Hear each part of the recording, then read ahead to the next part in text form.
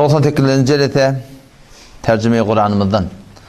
8. jeletede Hz. Musa Aleyhisselatü Vesselam'ın dastani zindagisinden nahmeduhu ve nusalli ala rasulihil kerim. Muhterem Müslüman oğlum, elhamdülillah daştan yakinden üşüptürüz. Hemmecemiz bir maksat derekli. Bir zat-ı vabidi yoktan bar ediptir. Ona Allah diyelim. Tebareke ve Teala Allah'ı ki eğer yaratmadık bolsaydı ona hiç kim onun bağlılığını bilecek gelmiştik. Yaradıptır şol. Yaratmaklık bilen şol zat-ı mukaddes öz bağlılığından haber verdir. Peygamberleri verdir. Şeriatı verdir. Tabbendeleri yol taptırdı. Oşa Allah Teala ödünü Kur'an'la marifi ediptir. O belki alem cihan Allah Teala'nın hem yaradan zatları Allah Teala'nı marifi ediptir. Allahu la ilahe illahu, Allah şol zatı ki şondan başka ma'bud yok. La ilahe illahu ve huvellezî fissemâi ilah. Allah şol zatı ki atmanında da ilah ma'bud şu. Ve fil ardı ilah, yerde de ilah ma'bud şu. El hayy, Allah'ı ki diri, şeyle bir diri ve tevekkel alel hayyillezî, tevekkül et ol bir diri ki la yamut, ol ölecek değil, bir de diri ama bir ölecek ama ol şeyle bir diri la yamut. El hayy el kayyum, alem cihan taklap duran şol. Biz özümü taklap bilemdak, öz içer yağdayın taklap bilenak, öz ağzın aşağına çeşmeyen taklap bilenak, öz peşev dehrini taklap bilenak, öz imandaki, kabındaki yıl taklap bilenak. Te'huduhu sine, Rabbimiz Allah şeyde bir zatı ki ona imrikmeklik yok. Hiç vakitte imrikmeyer olur. Ve la nevm, Allah Teala uyuklamaklık da yok. Mettekada sahibete, Allah Teala'nın denaneti yok. Ve la velede, oğlun uşağı yok. Ne yaparım karşıl Allah? Leyse kemitlihi şey, hiçbir de sonyalık değil. Akıllan, fikirden, vehimden goyunda. Subhane rabbike rabbil izzeti amme yasifun. Her bir zattan sen oturup gümen ettin, şondan goyunda. Men la terahul uyun, ol Allah'ı ki gözler onu görebilenak. Ve la tuhalituhu zunun, akıllan, fikirden, vehimden goyunda. Ve la yasifuhul vasifun, tarif et yerler, onu tarif edip toketip bilecek ki. Ve la tugayyiru havadis, alem cihanı bolup duran zattır, Allah Teala'nın farkını de. Ve la yakşed devair, şeyle bir zatı ki nizam hessiydi, her bir kıyınçılıkları bolsun, cengler bolsun, inkılaplar bolsun, Allah Tebarek ve Teala onu, Allah'ını korkudayan zat yok.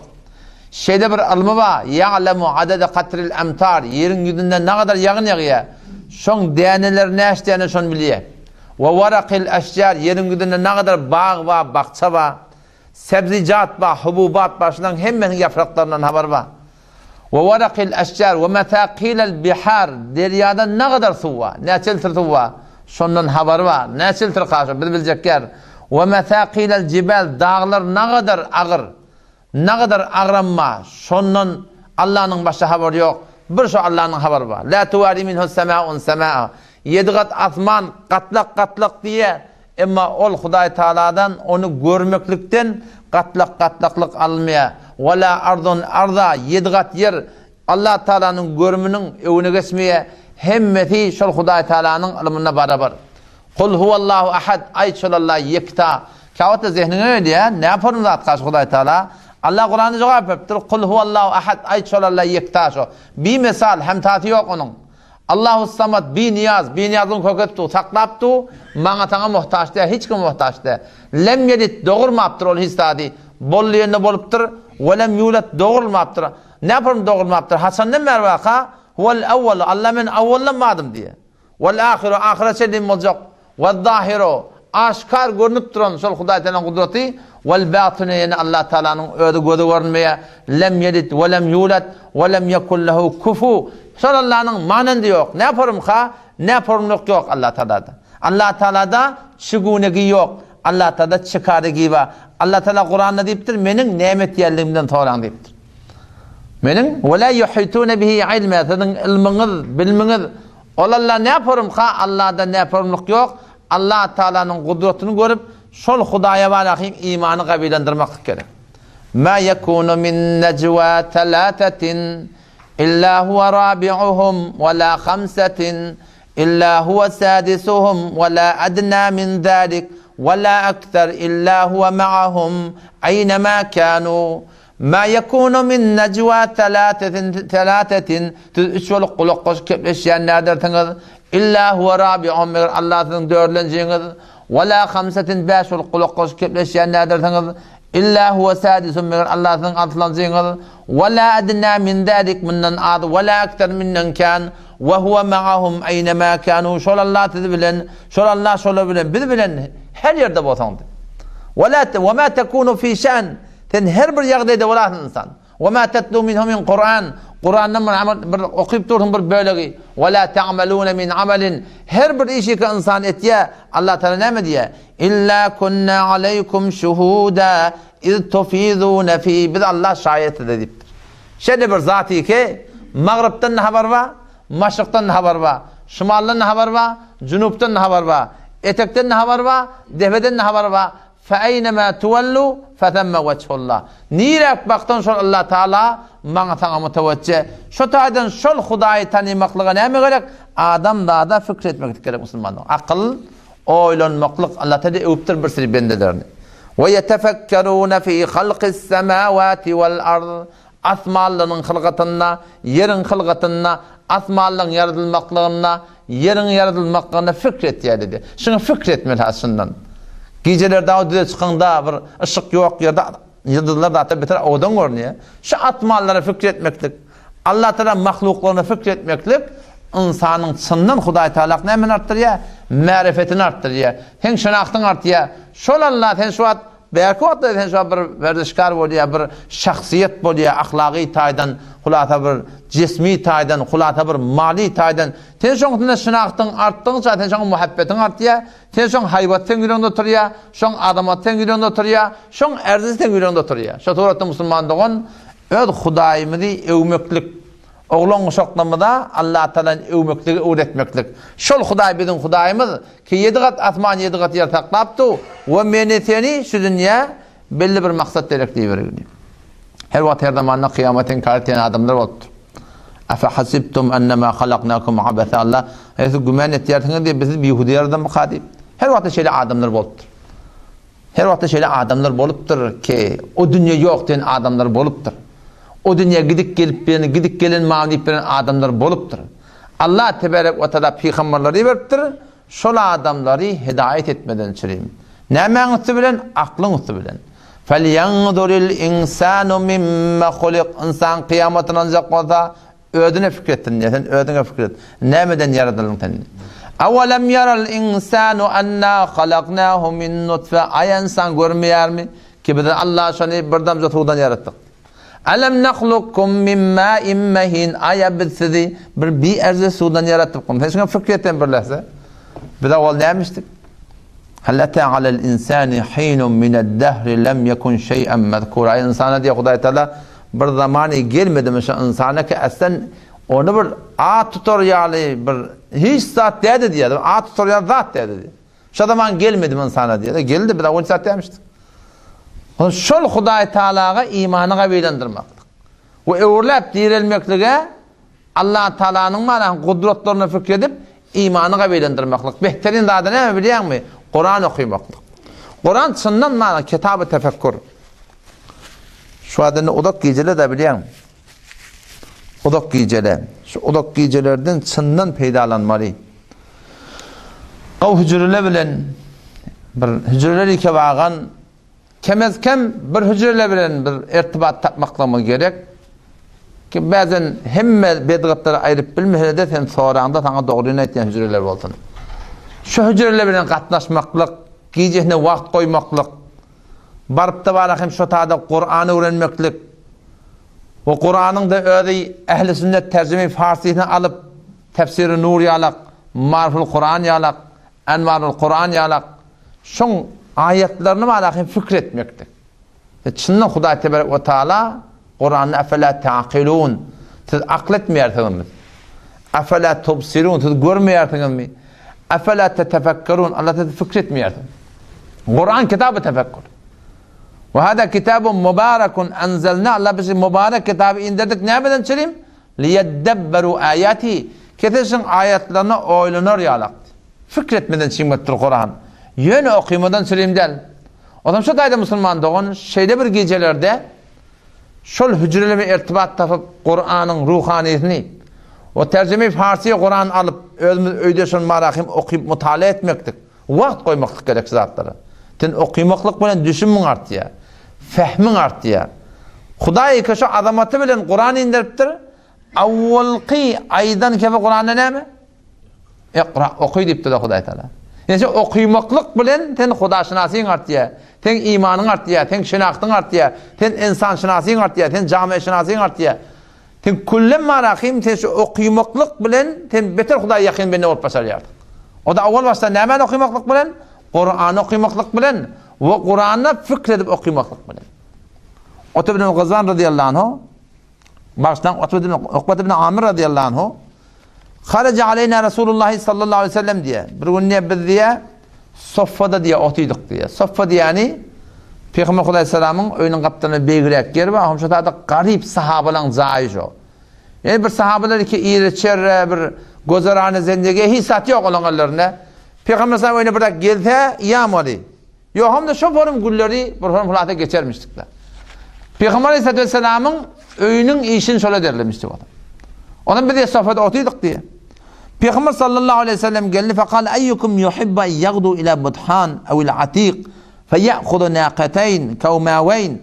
Hayti birinin kavvarya sizin birden birinin şunu kavvarya mı deyiptir Peygamber Aleyhisselam şunu sorap durduğunuzda Peygamber Kur'an'a teşvik edecek koyuyor. Kur'an öğrenmekle teşvik edecek koyuyor. Sizin hayti birinin kavvarya ki budhan diyen bağlar var, atik diyen bağlar, akik diyen bağlar var. Şu takbardan iki tane ulu kon semiz bitir bir ulu kon iner diyen yalak var.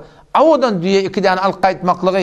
O da bir gayri ismin. Hiçbir kime günah kaçırıcı bulmanın. Sağda var metcani. İki tane ulu kon diye alqaytmaklığı. Sizin hayti birinin kavvarya deyiptir. Peygamber sallallahu aleyhi ve sellem ayet. Sahabeler dedi ya Resulullah bizim hemmecek misin kavvarya? Ki bir hayti bir adam kavvarmaya ulu kon diyeti olsun. Sen şu bir diyen bir nesi milyon var oluyor. İki tane diye sizin hayti birinin kavvarya gitsin Bağdar'dan şeydip de bana hatçak alqaytın. Ya Resulullah bizim hemmeceğimin kavvarya.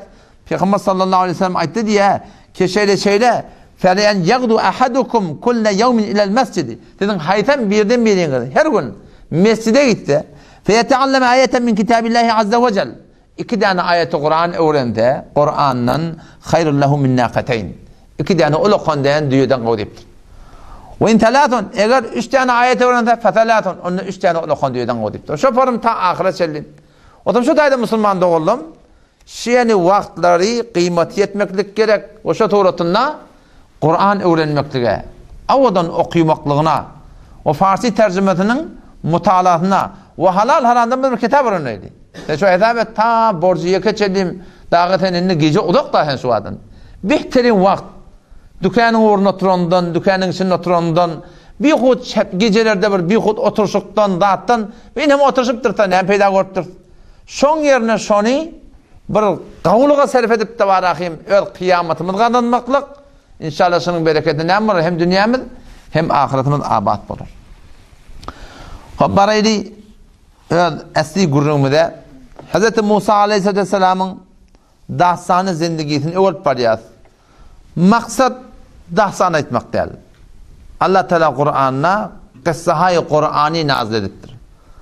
O şu kıssahayı Kur'an'ın hakkında Sure-i Yusuf aleyhisselamın ahirki ayetinde ayetiye şunu. لَقَدْ كَانَ ف۪ي قَسَسِهِمْ عِبْرَةٌ لِعُلِي الْأَلْبَابِ. Akıllı adamlara Kur'an'ı ulukan ibret badettir. مَا كَانَ حَد۪يثًا يُفْتَرَى. Yönü gelir geçer her hadisinin dastanına. O şuna meleşve alâhim baştaki bir hiyali jolverinin dastanları yalak bir dastan nel. Belki evvel haygatta bolup geçen gurrun, adam da adam başına gelip bolup geçen gurrun, o şunun hidayet ba, o şunun rahmet ba, şunun ne kadar ha insana yor köketecek dağıttır ba diye. Beşerdeki ne mi? Ulil elbab, akıl eyeti olup, şu Kur'an'ı avadan tuğratına dağısan hay dinini okuyutan. Şu ademeyen ki kitaplar ba da mahsus dağısan hay Kur'an'ı yalıptırlar.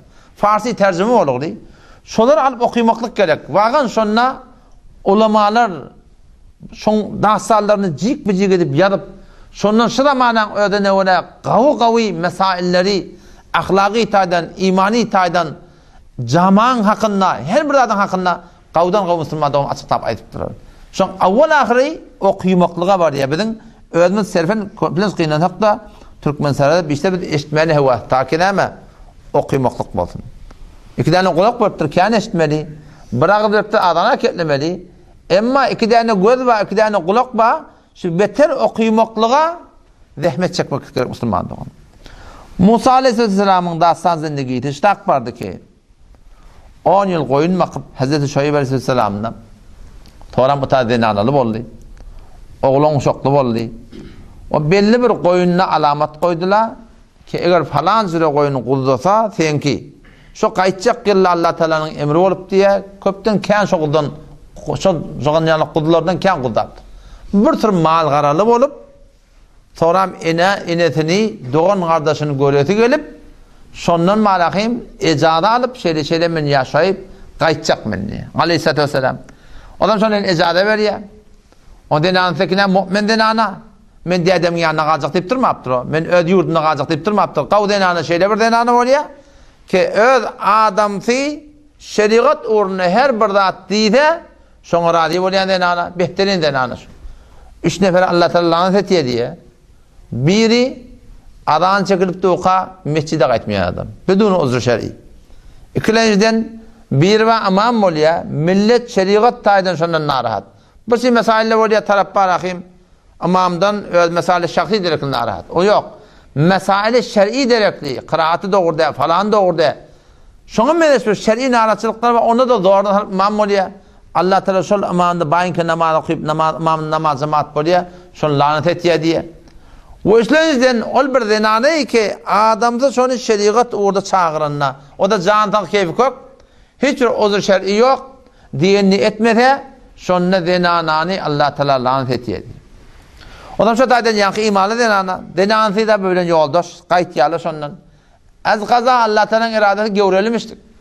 Onun sonra yola geliyorlar yol itiriyorlar havada tavukmuştuk mal gara çarşak koltu ikinden sonra akşam ara Musa Aleyhisselam ne eteceğini bilmeyen o yol yitirildi bu da bir daş yurt yankı Sehra-i Sina'dan geçmeli o şaturatında var akıyım adada tekkir gece günlük yol var şu adam avval hiç bari yakal yol yitirildi şu da anırdan bir tane oğat görüyor oğlunun şoklarına diye ki şeyle siz tada durun men gideyim bir oğadalık geleyin oğat bata oğat bulur yoksa da neyme? Men şu adam bir rahnamayı itleyin. Yol nerede, ova nerede, abadi nerede, bir gece nerede varahım gecelette kalıp bulur deyip men şundan yol sarayın. Şundan beri geliyor Allah Tebarek ve Teala'nın iradeti oluyor. Allah Teala'nın nuri şu tada bir bağa düşüyor. Musa Aleyhisselam şu bağı oluyor bir bağa yanıptı. O gen aldı diye bağ diyorlar öyle yaşıl bağ. O şol yanıptı. Yanıp durun ne yapacak? Belki varahım bir Huday Teala'nın nuru şol bağa düşüptür. O ham bir gen alıp şu bağ karşını uğranına bağ anrik etiyedi. Yamaçlarda niyet yer etpi, berrak kaydına bağ mağarsın, kaydıp da ta nihayeten Allah Tebarek ve Teala şu adam Musa Aleyhisselam neme kepleşmekte iradet ya Musa Aleyhisselam Allah Tebarek ve Teala neme edecek? Peygamber edecek. Ki nida geliyor ya Musa inni ana rabbuk ey Musa ben senin Rabbin feqla'na aleyk kevşin çıkar inneke bil vadil mukaddesi tuva. Sonra Allah Teala aytiya ki şeyle inneni enallah kim sen bolyan inneni enallah men Allah menniye la ilahe illa ana men Allah'dan başka ma'bud yok fa'budni men Allah'ına ibadet et. O meştada şu gurunu taklacak şun hakkında bilmeli dağıtlamız var. İşte avval baştan Allah Tebarek ve Teala Musa Aleyhisselam'a akidetini doğrulaptır. İkinciden ne? Amal etmekte tavsırdır. Avval ne diye? La ilahe illa ana. Etiqat evunçak bir adam Müslüman olacak olsa, Müslümanlığının da pohta olacak olsa, avval şu iman etiqat doğrulanır ki Allah'dan başka ma'bud yok. İkinciden ne? Fe'abudni Allah beni ibadet et deyiptir. Fakat Allah'ın layık ibadet bilmeklik ve fakat Allah'dan başka layık ma'bud yokluğuna tüy sülükten şuna ananmaklık. Dikkat edin öndeşladın ne? Allah Teala şu kelime-i la ilahe illallah'ni Yöne Allah'ını ma'bud bilmeklikte yaşayın. Belki avval baştan sürüp başlattır. La ilahe illallah deyiptir. Önce yok deyip başlattır şu. Önce Huday Teala yok deyip başlattırdı. Yani bir cedilleşmek yalak da Allah Teala la ilahe deyişinden belli oluyor. Onun camada ilahlar olmalı. Avval bir bad edip duran zatlar olmalı. Avval bir etikad edilip barakım sonra anam edilen zatlar olmalı. Avval sonra varam hakkayt anam edip de barakım sonra iman getirilen zatlar olmalı. Sonra uğruna çırpılan zatlar olmalı ki Allah Tebarek ve Teala avval ne diyor? La ilahe yok ma'bud ediptir. Onu bad edip verirler olmalı onlar.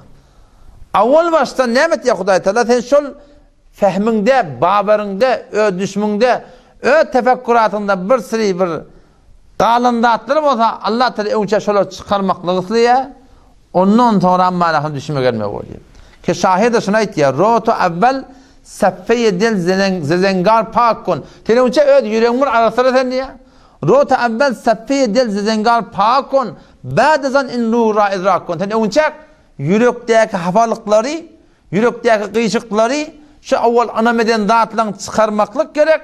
Ondan sonra ammalakın şol hakikati adam düşünüp başarıyor. Şimdi dikkat et ödeş var. Şu bir kahve burada dolduracak boluyanda. Arasında da dolduracak boluyanda. Sen önce şu kahve arasında yersin. Haydi bir kahve olsun. Önce de şunun için gözde yersin. Şunun için haydi bir hafalık bolsa önce şunu ayırmalı. Tasın sonra ne edeceksin arasında adın koyuyor yarak. Hiçbir akıllı adam hafa duran kahvenin üstünden arasında adı koymuyor. Eğer koysa ne emeti arasında adın hafaladı koyuyor. Şu doğrusunda Müslüman doğan la ilahe illallah da şeyle o da jo la kaha şimdi la dedin değil mi? La jo la kaha vo la huva vo lami isme la huva coz la huva kul la huva perkiya huva Allah huva şimdi la ilahe illallah sadece tefsir jo la kaha la ilahe deyip başladın la dedin jo la kaha Vallahu teşel la dedin şu la diyen adamın öyle kenara savurmuş. Onu men yok onda. Başka bir bad diyecek oldu. La ilahe illallah diyecek oldu. Jo la kaha bir la dedi mi? Vallahu şu öyle kenara savurtturuyor. Vallami ismi lahu. Şu la'ın öyle de şu la ilahe illallah sunna bu da kenara savurma oluyor. Coz lahu min alem cehennem bir coz. Min la volum coz lahu min la volum. Kullahu alem cehennem cozdan teşkil oluyor. Perkiyahva Allahu ona kim galli? Yekeber Allah galli ustadı. O Müslüman da oğlum şu kelimeye la ilahe illallahu Muhammedur Resulullah şunu var akıyım kıyınandak da biz Türkmen iyiliği düşünmeyen aydığı. Adam eğer şunu düşünüpten zendegiyi getirecek olsan şol bir kıyınçılıklar ki sahabalara geliptir. Aynen tarih öğüt oluyor. Menetinin başında şu aynen şu tekrar oluyor. O zaman şu da şu la ilahe illallah'ni kamil fehm bilen düşünmüle etmek gerek. İkbal ne mi diyor? İkbal'ın neçe beytini okuyup verin. Ey pesar zavq negah azman begir. Ben sana bir diye düşünmeyin. İkbal Lahu rahmetullahi aleyh. Ey pesar zavq negah azman begir. Suğten der la ilahe azman begir. La ilahe guyi beguyi azruye can. Düşünmülen, fehm bilen heşin ayetip. La ilahe guyi begu azruye can. Taze endame to ayet buye can. Mihru mehgerdez de suze la ilah. Didem min suzra der kuhu keh. İndu harfi la ilah goftar nis. Bir kepte bir diye. Bir kepte yani bir gelir geçer kepte şey. Şu ulukan bir gururundarsın üstünde. Ulukan bir mana varsın üstünde.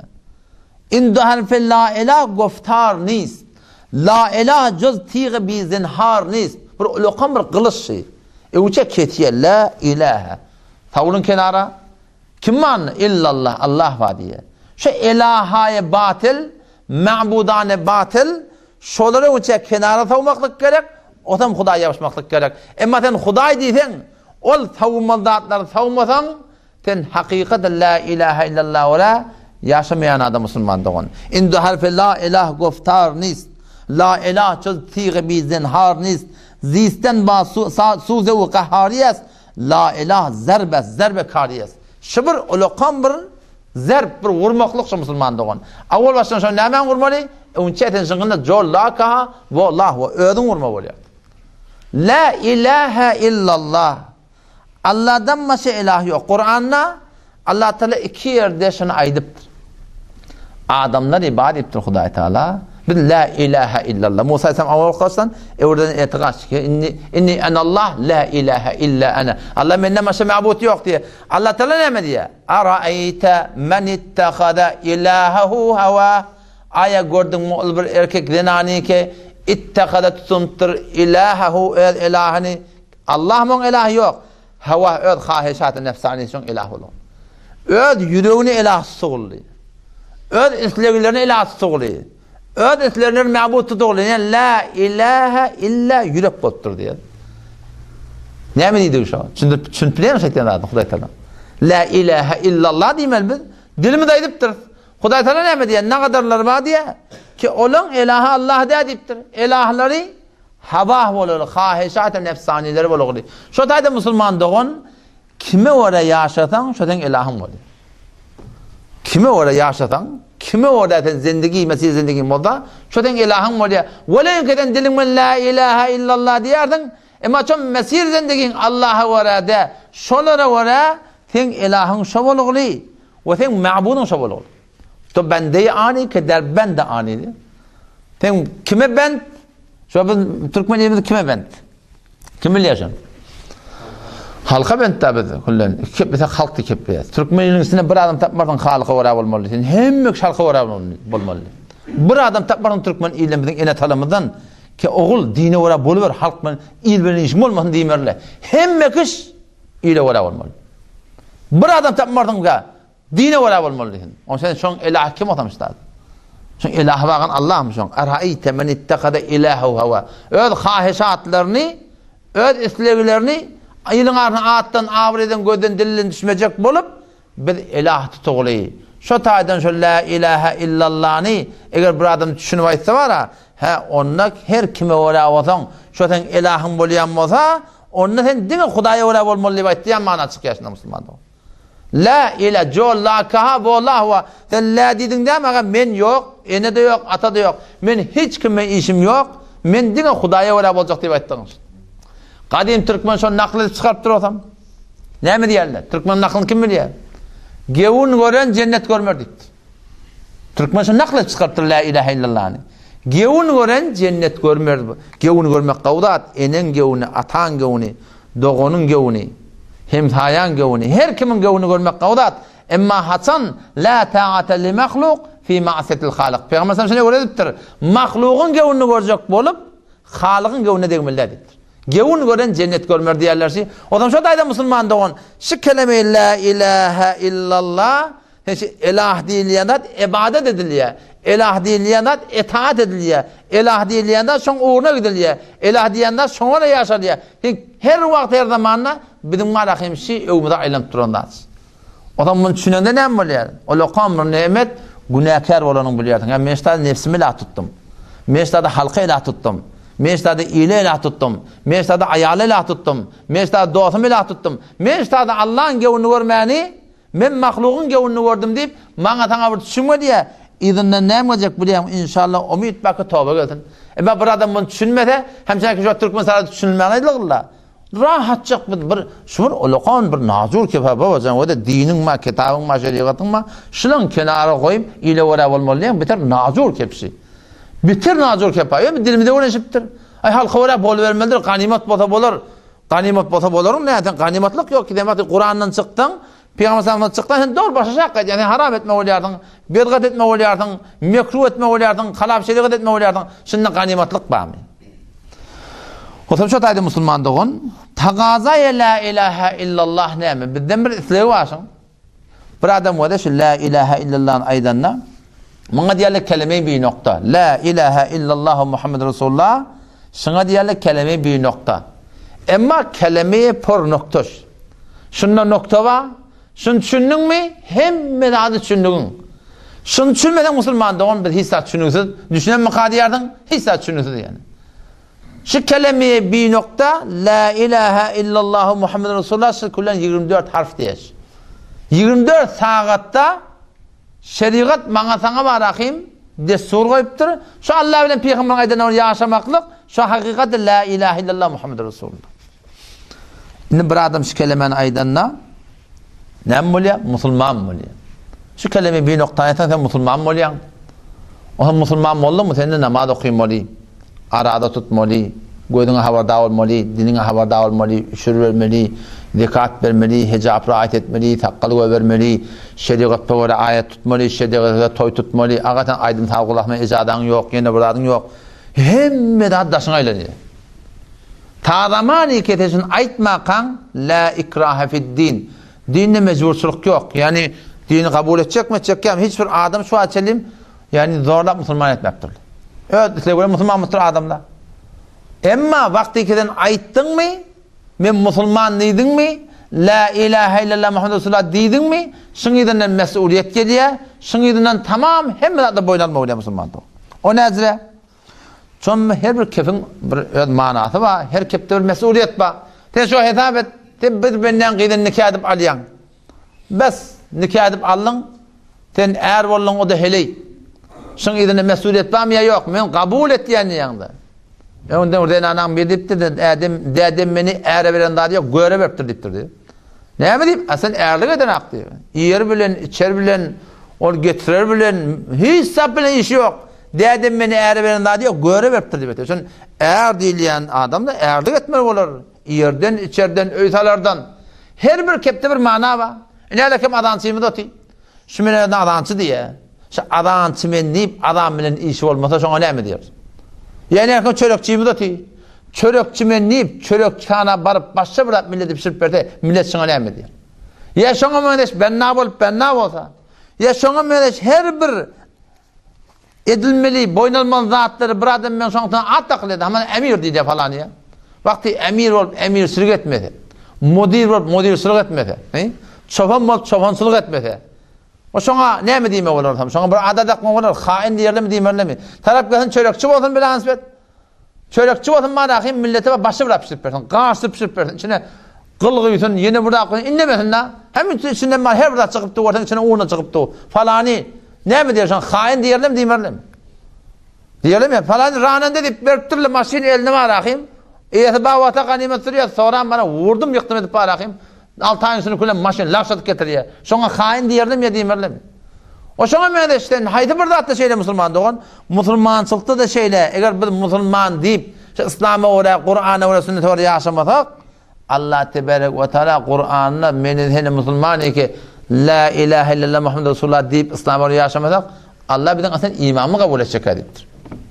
Ne kadar Kur'an'da ayetler var. Peygamber sallallahu aleyhi ve sellem şu adamdan narahat boluptur. Adı Müslümanlar Peygamber sallallahu aleyhi ve sellem yerlerin. Peygamber sallallahu aleyhi ve sellem adı Müslümanlardan öz vaktinde narahat buluyor. Ente çık bolsa günah kaçırıp edecek olup, kepter edecek olup, İslam'a aleyhine kıyımılacak olup, burada edecek olup başlarına kaymıştık.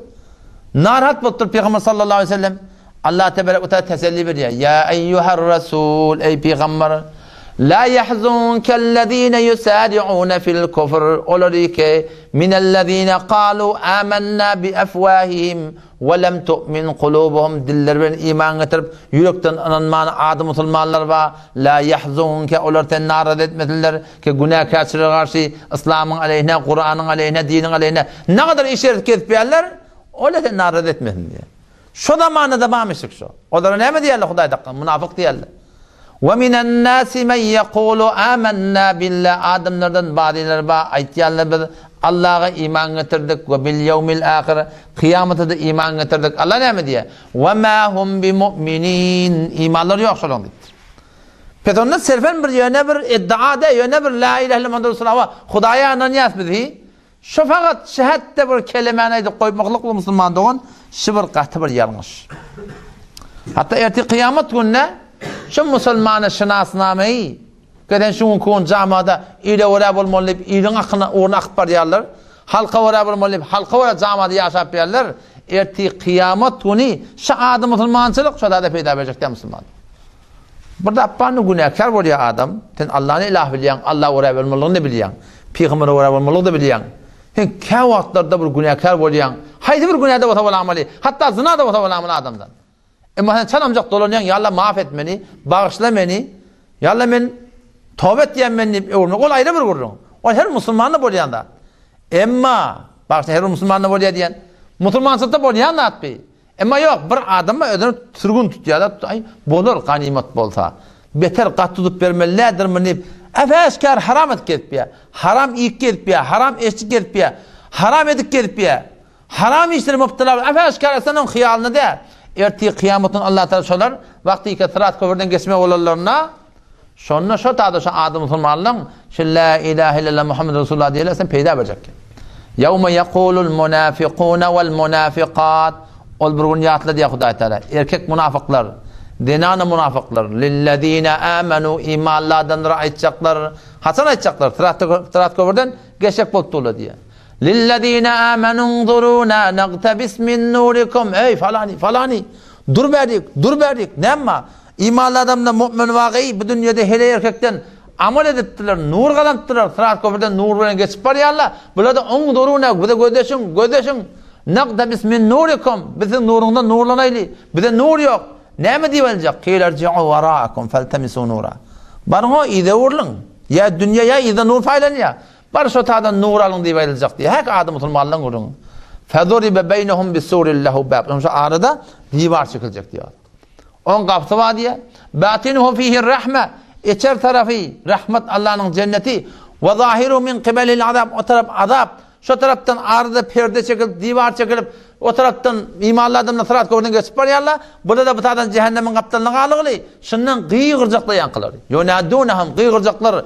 Alem nekum ma'akum. Aya siz bilin nedik mi? O falan nimetin koydu konun. Megametin mescide gitmeyedin mi? Bile haza gitmedik mi? Bile falan etmedik mi? Bile arada tutmadık mı? Bile ağdaşmadık mı? Alem nekum ma'akum. Ma'a diyen ve de ne bilece ha bilece. Ve huve ma'akum diyen Allah biliyor. Ve huve ma'akum aynama kanu. Şu anda siz bilin her yerde bolsanız. Alem nekum ma'akum aya siz bilin nedik mi? Bile mescitte dedik mi? Bile haca gitmedik mi? Bile arada tutmadık mı? Ve biz bunu Müslüman sıktı bile yaşayıp yadık ki bilece. Kalu bela ha ava aytiyan doğru. Kalu bela velakinnekum fetentum enfusakum. Ödünüz fitne okudunuz. Ve terabbastum hak diyanete şek ettiniz. Halka uğrab olmalı, ile uğrab olmalı. Müslümanlar şöyle. Vertabtum hak dine şek ettiniz. Ve terabbastum ve garretkumul amani. Yalan arzular sizi ağladı. Ay adı Müslüman. Ay biz de bir gün cennete girer diyen yalan ümitlerden şunu kunyasır kirpi. Ahirde elanneme fel yevme yu'khadu minkum ve la minellezine keferu. Bugün kafirlerden ne fidye alınacak ya, sizlerden de pul bırdat alıp azad edilecek ya. Ma'vakumun nar. Sizin barcak sayınız cehennem deyip. O da şu tayda Müslüman doğullum. Yani gerekli ki biz var akıyım hakikaten la ilahe illallah ve la yaşamaklık. Evvelki merhele-i Müslümanıydı şu la ilahe illallah'ın doğrusun böyle. Tane remzi la ilahe ayet bedes. Ta zamanı ki la ilahe illallah'ın remzi neyme? Şunu düşünüp şunu oraya yaşamaklık bir kastetmedik. Tane remzi la ilahe ayet bedes. Ben de gayrullah'a netvan şikayet. Hudaydan gayri. Ne kadar kayım Hudaydan gayri çağırmalı edip biliyor. Hudaydan gayri de öğretim olmalı edip. Ben de gayrullah'a netvan şikayet. Dercahan ağa zekar ez herfe las. Avval baştan şu la bilen başlan gurun şey. İnne hustin menzili merdi hudas. Avvalki menzil Hudaya karşı gidecek olan din diyante olacak olan la ilahe. Yok ma'budi, layık ibadeti, layık itaati, layık muhabbeti illallah. Men hiç kim oraya olacak ya? Men dine Allah oraya olacak. Her kimin aydan Allah oraya olsa men şu Allah Teala'nın diyen ettiğin onda hiç müşkül yok Müslümanlık. Onun şu tayda vakti Müslümanlığım var men la ilahe illallah diyen şun mesuliyeti var. Sahabe-i kiram radıyallahu anhum Arap avvalki Müslümanlık başlarında şolar şu kelimeni çünkü ödüllermiştik de düşünüp aytıyarlamıştık. Aytmayanla düşünüp aytmayanmıştık. Peygamber sallallahu aleyhi ve sellem Mekke'de davet bir ketpiye tamam Mekke bir kovga açıyor. Peygamber sallallahu aleyhi ve selleme Araplar yüzden aydıptırlar. Sen yalak teleke cevan bizi görmek isteyiptirler şöyle. Bizi birinin canını konuğu heniptirler. Sen yalak teleke cevan biz şu an şimdi görebiliriz deyiptir. Ne mi deyip? Şun hak bilen geliptir. Batıl mukabille vuruşuya hak bilen. Onun bilen ahir çaresini tökedip ne mi değil ne mi edeceğini bilmeyen ukala bunun üstüne Mekke'de Hazreti Ömer Müslüman muhtemelen gelinin doğruluğunu. Dağ yağlı adam kefinde ne olacak ya? Hâki Ömer Mekke'nin pehlivanı iman getirir. Ne mi etmeli? 25 nefer olup Velid ibn Mughire başlık kaptanı Ebu Cehil Utbaba 25 sene olup Ebu Talib'in yanına geliyorlar. Ki neyme şeyle bir İngiliz'den bir zat deyiptir. Bu kullum çaşırıqlı. Tembilin aramda kızavatı et. Tembilin evine geç. Bugün bolup barışı kullum Mekke'nde arkadaşlar. Otam sonra Resulullah sallallahu aleyhi ve sellem'in izinden adam iyi verdi diye Ebu Talib. Git gelin tüyür gün örtan. Kıdığın hava. Peygamber sallam defende çadır koyup keleğe ödep geliptir. Kıdığın havamıştı. Peygamber sallam'ın kapıdan giren şu. Ebu Talib'in kaptasında bir zayzağı varmıştı. Sonra oturacak, yanına oturacak oldur. Ebu Cehil ağınap der ölçün gel akın şuradan doldurdu diye. Peygamber sallam çaren döküdüp kafaya yanına oturdu diye. Oğlum neymiş işin ağam? Onun hem şu kovun başlıkları, şuna geldi olur. Şuforum tenin hulata, bula biterten darın diyerin atalan yalık buları. Ten buları rahat değil mi? Buları sana rahat değil mi? Mâda tes'alûni, bula menden ne misliyerli deyip. Ona şöyle ten bulan mabudlarına değme. Sen de bilen mabud, bula sen mabuduna değmesin, bula sen de bilen mabudlarına değme. Peygamber sallallahu aleyhi ve sellem şunu diye etu'tuni kelimeten vahide. Şöyle fakat bir çekip boynan ahlı deyiptir. Bir çekip boynatılda temlikune bihil Arab. Arabın dışında padişahı olacak. Alem cihanlı padişahı olacak. Fakat bir çekip boynatılda ahlı deyiptir. Ebu Cehil deri ayağı aldı diye. Lillahi ebuke. Ten atağın kasam diyen yalak. Lenu'tiyennekeha ve aşra misaliye. Sene bir kep. 10 kepte üstüne. Biz şu kefe kabul. Ne mi taqaza ma deyiptirler. Yine bir dünyanın taqaza verer mi deyiptir. Man at gelek, sığır gelek, yer gelek. Mekke'm böyleydi. Yartidin kosun, yartibidin kosun. Şuna meynes alettirecekmişik daha gevuni. Onu hem bir kepten 10 kepine de kabul. Ne mi şart koyacak odan koy. Biz sen kardeşin yana halas olacak ola çaren döküdü. Peygamber sallallahu aleyhi ve sellem kulu la ilahe illallah. Bir çağıt kep. La ilahe illallah deyin. Qıyıq çiğ çık gitti diyorsun. Böyle daha kep de. Ne şu bir Müslümanlar var da la ilahe illallah değil. O rahat diye. Ama şolu var son diyecek olanlar qıyıq çiğ çık gittirler. Şun konu Müslüman doğma şeyle. Eğer var ahim şu duratınla eğer biz şu kelimeni düşünüp aytsak. O şu kelimenin taqazatına öyle bir yaşayacak olsak şu qıyıq bizim de başımızda var. Biri de qıyıq etiyerler. Biri de darın diyelim atarıyerler. Biri de yok tatır getiriyerler. Şu taydan Peygamber sallallahu aleyhi ve sellem sahabalara şu din diyanattan la ilahe illallah Muhammed Resulullah'dan düşündürüptür. Yöne aytmak değil şey. Men kâle la ilahe illallah muhlisen dakhalel cennettir Peygamber. Her kim la ilahe illallah'ını aytsa, ihlas veren aytsa şu cennete girecek deyiptir. Qîle ve ma ihlasu ayarsan ihlasın hem oluyamın. Sen ne yaparım bize şunun muhlis mi muhlis değerlin? Peygamber aytı diye en tehtize ve maharimillah. Şun haramdan alqalmalı. Şunu günahdan alqalmalı. Şunu şeriatı tertattan alqalmalı. Ehyanın günah etse de çalamcak idiyanın şu kelime şuna tövbe etmeye sebep olmalı. Peygamber sallallahu aleyhi ve sellem la ilahe illallah düşündürüptür ve de Kur'an bizden sınıf diye. Din yerler ne mi? Din yerler namaz mı? Din yerler arada mı? Din yerler zekat mı? Din yerler ne mi? Din yerler şey. Allah Teala'sına et ya ve de lop kelam dinle şey. Bunun izafadat yok dinle. İttebi'u ma unzile ileykum min rabbikum ve la tettebi'u min dunihi evliya qalilan ma tezekkerun. Din bizden sınıf diye. İttebi'u ma unzile ileykum min rabbikum. Öd Hudayın tarafından şeriata tabi olun. Ve la tettebi'u min dunihi evliya. Allah'tan gayrileri tabi olman. Qalilan ma tezekkerun. Adiniz haqiqati anlayarsınız. Kime tabi olun? Hudayta şeriata tabi olun deyip durdu. Onu şu bir adam şeriata tabi olacak o da ne kadar ha müşkülatı ki şu arada oklayalım Müslüman doğun. O zaman şu taydan şu kelimenin taqazatına böyle yaşamaklığı bir öz zindagimizi kastetmeli. O zaman şu doğrultuda ne oluyor? Şununla asli gurun belli oluyor. O da 4 dağıt var. Diyanete oraya yaşayacak olsan 4 dağda zayine götürsen var ya sen çın muhlis belli oluyor. Allah na'bude illallah. Peygamber sallam aleyhissalatü vesselam sahabalara diyanette 4 dağda öğretiptir. Başka muhtelif zatları var. Yani şu 4 dağıt bir ayette görülüyor. Eğer şu 4 dağıt zayine gelse var ahim yani çından bir la ilahe illallah Muhammed Resulullah yaşayan adam oluyor. Avval başta ne mi? Allah na'bude illallah bir. Ve la nüşrike bihi şey'a ikincisi. Ve la yettehize ba'duna ba'dan erbaben min dunillah üçüncüsü. Fe in tevellev fekulu şhedû bi enna muslimun. Bu da dördüncüsü. Avval başta ne etmek gerek? Allah na'budu illallah. Allah'tan gayrı ibadet etmelilerdir. Fakat Allah'ın ibadet etmektir. İbadet diye üç form var ya. Ettehiyyatü lillahi ibadete mali. Ve salavat ibadete cismi. Ve tayyibat ibadete mali. Yani sen dilin bilen, cismin bilen, malın bilen kim ibadet etmeli?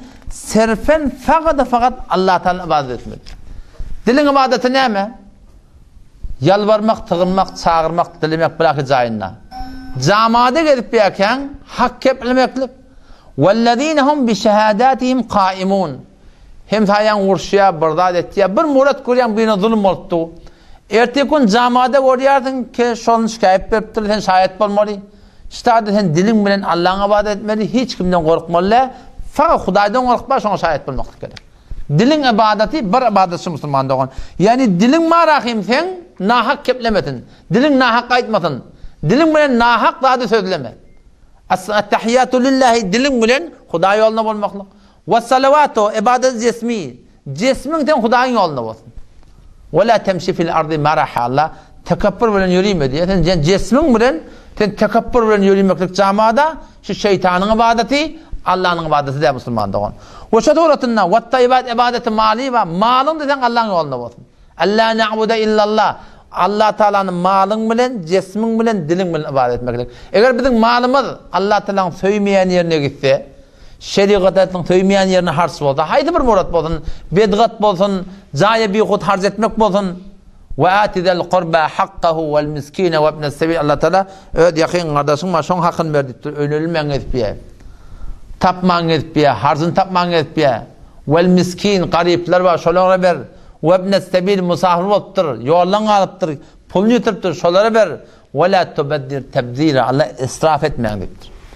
İsraf ettiğin ne mi oluyor? İnnel mubeddilin kanu ihvane şeyatin. Lab şeytanı doğan ten diye Huday Teala.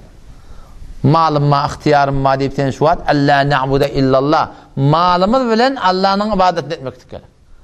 Eğer malım ma halan yerime harc edecek deyip sen şu gün ne kadar bir hutadır harc ediliyor. Şunu atla bilen vermeli yerine vermeyeni bir hutadır harc ediliyor. Kimin ibadet etti olsun? Malım bilen doğru şeytanın ibadet oldu Müslüman doğru. Malımız bilen şeytanın ibadet etti olsun. Şu taydan avval baştan Allah na'budu illallah bila bir kurdun. Dilimiz bilen, cismimiz bilen, malımız bilen. Şu kullu vücudun Allah'ın yolunda olmakla. İkinciden ve la nüşrike bihi şey'e. Allah Teala'ya hiç sadece şerik getirmedik. Tehdit etti da bir de şirke bu Huda değilen şey Allah'tan yani hazır nazır bilmeklik, Huda'dan yani çağırmaklık, hacet reva bilmeklik, meşgul koşa bilmeklik. Sahabeler şu bir edecek işim şey. Ve la nüşrike bihi şey'e. Allah ola ki zayne şirk ki. Emma tarafı müşrikler kafir demek doğru değil. Emma asıl Müslümanın hakiki korkma şirki ne mi? Riya etmeklik. Göz için bir işler etmeklik. Şu ki Türk mesela şu kun rahatça ayıltı ile vela olmalı şirki ve Hudaşi. Riyakari. Hazreti Muad bin Cebel radıyallahu anh Peygamber kabrinin yanına ağlayıp oturmuştu. Sahabeler soraptır. Hazreti Ömer soraptır. Ne diye ağlayan? Onu Peygamber ayıttı diye en tecik göz için edileni şirki ve Huda dedi. Meşonun ağlavatı. Bugün bizim camiamızda rahatça edilip duruyor. Rahatça ba ile vela olmalı. Doğruca riyan ödedi. Halka vela olmalı. Doğruca riyan ödedi. Peki ne ikincilik barakım ve la nüşrike bihi şey'e. Huday Teala'ya hiç şerik getirmelerden. Yani her bir amalımızda şeriata vela olmakla var demeli. İkinciden şonunla muhlis olmakla var. At avray yine burada tanıtma olup şol bir dini işler etsek şonu ne oluyor? Ola qom bir günahkarçılık şirke ve Huda Allah Teala'nın başlayacak deyiptir. O şol amal ne oluyor? Amal batıl oluyor. Kur'an'ın şuna hakkında cüdayagana ayetler var. Ahirin ayeti Kur'an. Ki Kur'an bir rivayeti var. Sonra Kur'an inmeyiptir. Allah Teala ne hemen tapşırdı kavul. Namaz tapşırmaptır. Aradan tapşırmaptır. Zekat tapşırmaptır. Bir kişi ihlas tapşırıptır. فَمَنْ كَانَ يَرْجُوا لِقَاءَ رَبِّهِ her kim öz Hudayna iman taşımaklık yadında olsa فَلْيَعْمَلْ عَمَلًا صَالِحًا şeriata ve la amel etsin ve la yushrik bi ibadeti rabbihi ahada öz Rabbinin ibadetinde hiç kim şerik getirmedi. Yani riya etmedi demektir. Muhlis olsun, takkal koyardın Huda için, telle koyardın Huda için, Sen uduyrak koynak kıyarın Huda için, tadaka varyan Huda için, toya varyan Huda için, yata varyan Huda için. Hiçbir zadınla milletten at, avre, yeni bir zat hantamade. Ne kadar mühim mesele olmalı şey. Allah Teala Kur'an'da ahir kaydan kurun şey, muhlis olun deyip. Bizim ne Huda Teala Kur'an'ı tavsiyip duran at şey. فَلْيَعْمَلْ عَمَلًا صَالِحًا şeriatı وَلَا bol riya etme diye Huda Teala. Ama kıyınandak da bizim zamam nezre olugli. Günah edip riya et diyerler. Günah edip çeşmeye diye. Günahın güdünden adabı eli ödülüyor. Allah Teala şunu ya o da namazın aradan sadakan yine buradan şularda Huda için bol adabı eli ödeme. Adabı eli Huda verecek olsa verir ödey. Ama bizim zamam nezre olugli günah edip günahın üstünden adabı eli ödülüyor. Ne kadar yani hakikatte Müslüman doğum malakın bilin şu tuğratında daş şuur. Üçüncü neme ve la yettekide ba'duna ba'dan erbaba min dunillah. Bazıyınız Huda'yı tutunmağın deyiptir. Men ten Huda'yı tutunup bileyen. Siz de men Huda'yı tutunup bileyeniz. Nezre Addi bin Hatim sahaba. Avval Mesih'miştik. Ama ahir iman getiriyor. İman getiriyor, o zaman Kur'an okuyan duruyor. Kur'an bir para, 2 para, 3 para, gitti 5 para, 7 para, 9 para, 10 para, 10 para Sure-i Tevbe girene okuyup bari 30. 31. ayete barana durdu diye. Hudayın şahityan doğru ediptir ne ol billah. Şular töhmetçi deyiptir bir deyiptir. Çünkü şu ayet Yahudi'nin Mesih'inin hakkında inegili. Şu bir de töhmetçi deyip diye. Geldi diye ne oldu şu acayip bir Müslüman oğlu Kur'an okuyup böyle çınıp var yerler. Bir 40 bilir Müslüman hem Kur'an okumak ruhani hem töküdüksün. Ne kadar bir izah ağırlıklı. Geliyor ya Resulallah diye Allah Teala şahiden töhmetçi deyip. Biz birbirimizi Huda'yı tutunumda ittekadu ahbarahum ve ruhbanahum erbaben min dunillah. Yahudiler, Mesihiler öz ulemalarını, öz pirlerini Huda'yı tutunurlar diye. Ya Resulallah biz ulemalar Huda'yı tutunumda, Rab tutunumda, elah tutunumda, hak la ilahe illallah kurun. Ma'bud tutunumda. Huda'yı Teala bize şey deyip duş, töhmetçi deyiptir. Peygamber sallallahu aleyhi ve sellem ona rahmet etti diye.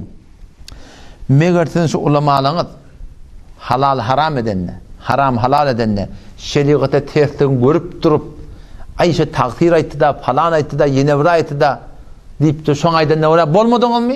Bolluk ya Resulullah. O ines ibadetlerden olamadı etti. Ulemalar ibadet diyenler şey. Birbirini Huda'yı tutunma.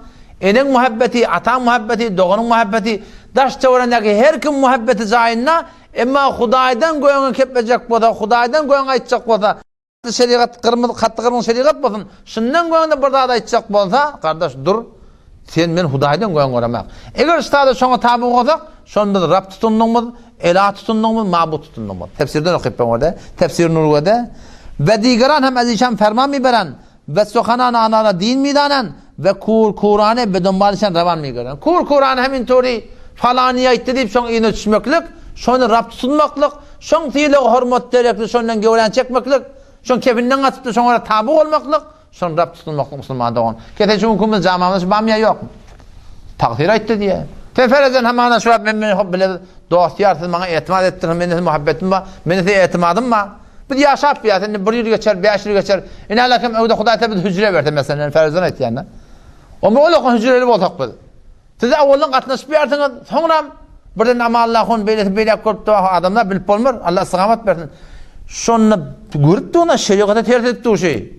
Hanefi mezhep deyip indi bir başka bir adlar edip de o şey. Ten şu da bilip durup yine de ay havada tahir zanna deyip şu tada sen şu tadan yüde vurmesedilip şu tada şol ten şol adam her kim olasın şunu Huda'yı tutmak diyorlar Müslümanlar. Petonda hiç kimi Huda'yı tutunmalılar dine Allah'ın Teala tutunmalı. Ondan sonra ama fe in tevallav eğer kabul etmezler deyiptir. Yahudiler, Mesihiler kabul etmedi. Her kim olsun ayet am fe in tevallav fekulu şhedu bi enna muslimun. Eğer kabul etmezler şollara aydın ağa bir de teslim. Petonda bizim ibadetimiz sırfen Allah Teala için riyakariden bir kaç gövremiz çekmeli. Birimi Huda'yı tutunmalılardan eğer şu arada yine de bir gelip de var akım terk edecek bolsa işte demeyi töködeyin cami adaba sen şeriata uğra bolman yerler var. Tenaytyanın orada bilip durun, riya edip durun, bilip durun, çeşme edip durun, bilip durun, camiye uğra, bilip durun, halka uğra. O sen de şolun ahni yaşap verdin, doğanlarda şol bir yaşap et verdin. Şolun gevuni için şolun koşulmaklık, ştatı bir hatar. Şu taydan başartana dilim bilen ayt. Doğru mu da bana elini geçecek. Başartana doğru mu eğiç. Başarmanda dilim bilen ayt. Bol muhada nihayeten yürekten şon kıyın olmaklık. Şu bolup duran günahkarçılıkları. Haydi bir dap olsun. Emma bar şona koşulmaklık. Şuna musulman doğan bir hiç ondan şeriatı izadı yok. Enelken fazayla amalını okuyup verin. Kurum töküdüğün otam. 653'lerin seffede kısmet-i emr maruf nehy münker'de 3. hadisin ahirine ve esbab-ı lanet Allah Teala ol bir adamlar ki doğru egriyin bilip du yine egriye koşulşyallah egri bilen molyallah bidgat bilen molyallah haram khori bilen molyallah bidgat khori bilen molyallah şoları Allah Teala lanet etdi. Ve esbab-ı lanet yekin bu ki anha yekdigere az münkerat bazı nemi daştan. Telefiden kaytarmamış birbirini rahat oturup da iyi bir yerlemiştik. İn zaman merdum in ahlakı ve şak insan solcu başat yekno hubi midanen. Neme diye ol. Gel kahine şebir Resul hamlen ki cemaat ço deyiptir. Her kim önüne oraya bol vermeli yani. Yani her koca beraber bir zaman afrad başat. Ve inna yekno kemalı bolsa da ahlak tasavvur mümkün. Kavulkun kadiyallah. Derhal ki ihtiyar keden in ahlakı ve içtimaz elbette ve de cai ki emr maruf muqaddem mufid ne başat. Bir yerdekiden atan aydana kulak aşakale bilttuğunda ayet 7'ni tuttuğuyla kulak aşakale, mevlud tuttuğuyla kulak aşakale, şeriatı tercih ettiğiyle kulak aşakale, duğtan ayettiğiyle kulak aşakale, biliptuğun kulak aşakale. Cai ki emr maruf muqaddem mufid ne başat. Mümkün es guncaşı sukut başat. Hemen durmak kulak aşakale ne mi? Tayaklaşacak mı sen? Ayrılabilecek ki. Mümkün es guncaşı sukut başat. Ne muvafakat kerden bağın ve şirket teran. Barıp koşulup da sonra koşulup da sonra orada olmaklık Müslüman doğan şey katı bir yanlışlık. Ve nelekin fezayil sadakatta da geliyor. 147'in sefetinde birbirine katlaşacak olsan deyiptir. Katlaşacak adamla neştenin sıfatı olmalı deyiptir. 5'tenisi ne mi? 4'tenisi ineski bedetiyle başlat deyiptir. Bedgati olmasın. Harami mengnestadi iyidirip iyip şun ne var şun yani dört olan ol faragin anında birden Mevlud Khan'ın gidiptir serfen fakat görecek dikittir de fakat görecek dikittir ekerdun cadan esen farkı yok bir hiç ondan farkı yok vurulayaman müzikli var ha aynen ekerdun cadan kıyım haram ekli serahaten paylak etmeyenler haram ekli kadim haram ekli var ha şunu halal bulu şu var öyle bereket yetiren bulu oluyor efendiler 4-5 sene ekli haram ekli paylak etmeyenler. Ona ahırda ne metle diye, ahırda da mescitte adan çekildi diye, gidip diye namaz diye, buradan ahırın oyunu koydu diye. Belenguden eylem ettiler diye, şu sıfranlıya, şu namaz okuymayalı yığınah nimetli diye. Ne kadar üstünde toqap şundan. Ekerdun cariyelik sazı aheng. Haram ekli paylap durlar. Mescitte namaz okuyaptırlar. Ahırda da mescid namaz okumayanlar var. Orada da hadi iş yürüttürler. Gel bana namaz okuyor diyen kurun da yok. Ve de bir halka doğru mu diyor. Ama işte Hudayi Teala fe in tevellev eğer hakikate vela olmaktan yüze vurtela fekulu şehadu bi enne muslimin. Bir de Müslüman bir teslim yani. Bir Hudayi'ye vela olacak deyip yüze vurmaklık gerek. Koşuşmaklığa hiç onların izadı yok. 4. sıfat bedeti olmasın katlaşan adamın diptir. Berayın ki sebebi taalluk ve rabete bağı tersi müteessir şudan az bidat ve tersi sıraykadan nuhusatan mimaşat. Bir bidgati adam bilen şu edip tu sen koşuşup dursan şon telekecilik sana diyor koşuyor diye. Bedati sezabar ines ki eğer bağı taalluk yan başat bayından anda kat kar. Neyin ki bağı taalluk rabete peyda kardeşler. Vursun yok davan yok selamun aleyküm modun. Haloha soruşmak modun. Ama şon cedin oturuşmaklık, turuşmaklık, katlaşmaklık. Şöyle adamlar iki evet çıkar günah edip yerler. Benamı deyin günah edip yerler.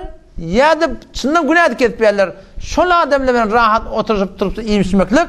Allah tebarek ve teala adam başına Müslüman da olalım. Lanet getiriyenler.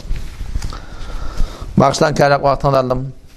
Allah Teala kabul etsin. Ayrıca kurumları. Gelecek haftede seçenme inşallah şu 3 günlük cedeten başlayacak. Haber-i de olur.